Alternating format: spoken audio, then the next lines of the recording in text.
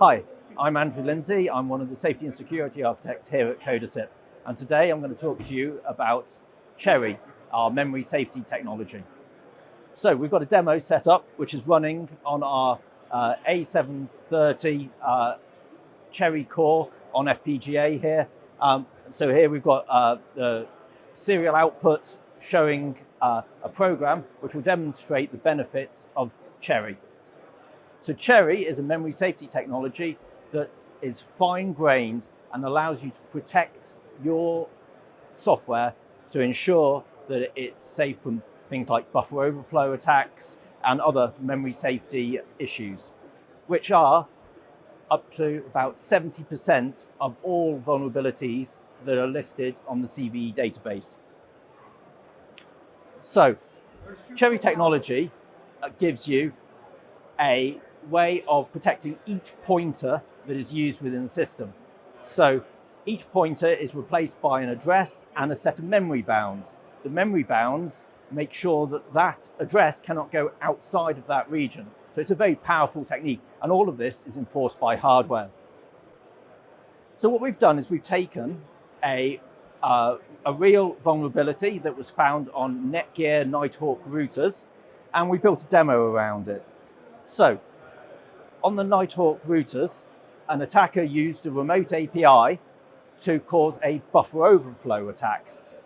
This overwrote the admin password for the router, which then got saved back to storage and allowed the attacker full admin rights into the router. Not great. Now, Netgear did try to protect against this stack buffer overflow attack by enabling stack protection in their compiler. This inserted canary values to protect some of the values on the stack. However, as we'll see in the demo, and as was seen in the attack, these weren't enough to protect it. So what we have here is a display of the memory contents, the stack contents of this program. In green, we have the buffer that the API that the attacker used should have access to. Then, further down the stack, there is a password value. This is a secret value that we don't want the attackers to have access to. And this is followed by, in blue, the stack canary. Okay, so this is a memory value that's going to be checked to see if it's been modified, and that will raise an error in the system.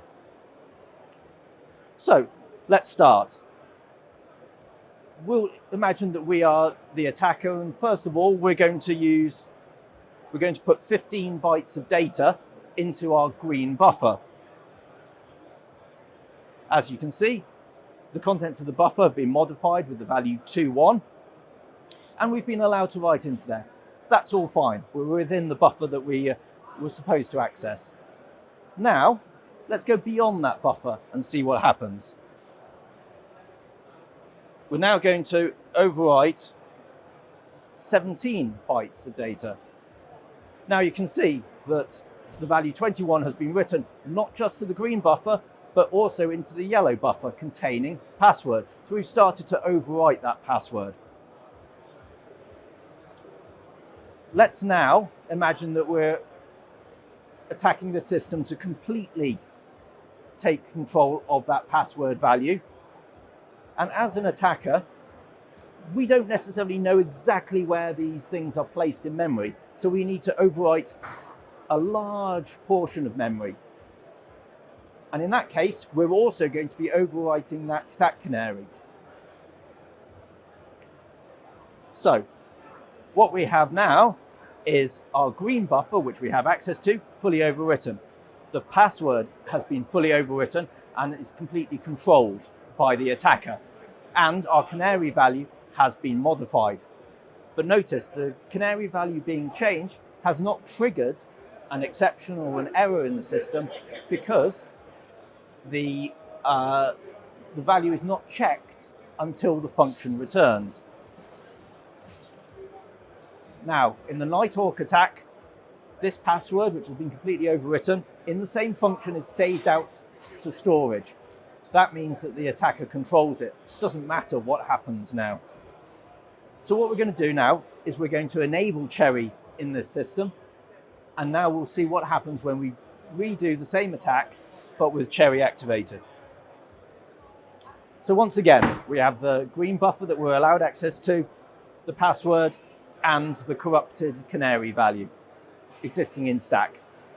So we overwrite the green buffer that we're allowed access to. CHERI doesn't stop that.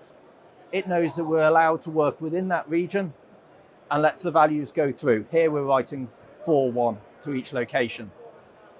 Now, let's do the same as we did before and go beyond that green buffer and overwrite into the password region. Now, what's happened? We've raised an exception. CHERI has detected that we've gone outside of the buffer that we should have been accessing.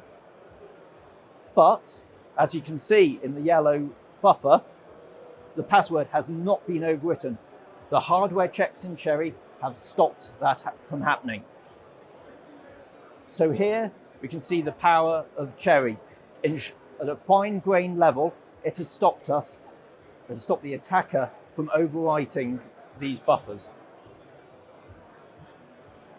Now, let's finish this function, and when the function returns, that is when the stack protector is checked, and it detects that the stack has been corrupted. But by this point, it's too late. And so there you have it. Fine-grained memory protection implemented in hardware. Simple.